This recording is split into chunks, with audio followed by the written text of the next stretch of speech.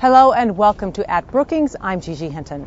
In a talk that drew parallels and differences between the Great Depression of the 1930s and today's economic crisis, White House economic advisor Christina Romer told a Brookings audience about what lies ahead for the nation. And later, Henry Aaron talks about the pressing need for healthcare reform. We'll have all of that and more coming up next on At Brookings.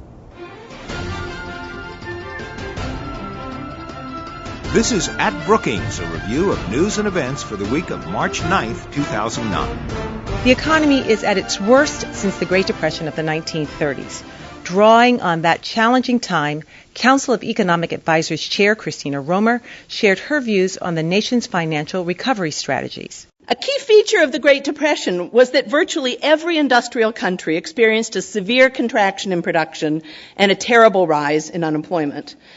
This past year, there was hope that the current downturn might mainly be an American experience, right? So that world demand could remain high and perhaps help to pull us through.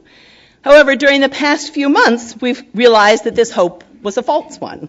As statistics have poured in, we've learned that Europe, Asia, and many other areas are facing declines as large, if not larger, than our own.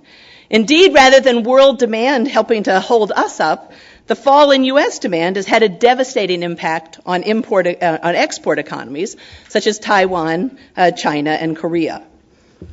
This similarity of causes between the Depression and today's recession means that President Obama begins his presidency and his drive for recovery with many of the same challenges that Franklin Roosevelt faced in 1933. Our consumers and businesses are in no mood to spend or invest. Our financial institutions are severely strained and hesitant to lend.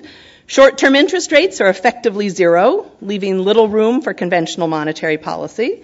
And world demand provides little hope for lifting the economy.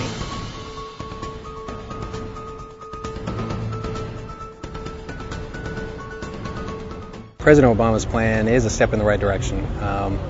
If you're looking for more pay, merit pay for teachers, and uniform standards, that's definitely a step in the right direction. To attract better teachers, you need to pay them more because you get what you pay for.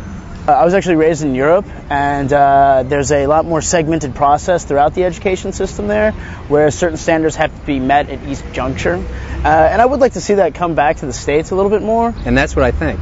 So does he.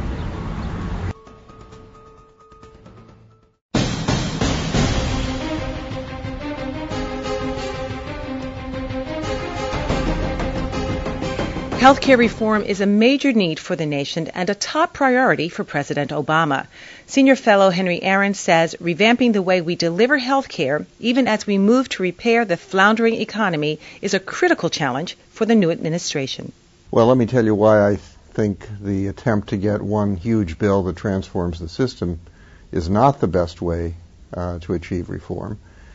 We've tried it repeatedly under administrations, both Republican and Democratic, and it hasn't succeeded. It hasn't succeeded, I think, for the simple reason that it is surpassingly difficult, perhaps just too difficult, to take a $2.5 trillion industry and reshape it with one piece of legislation that Congress passes.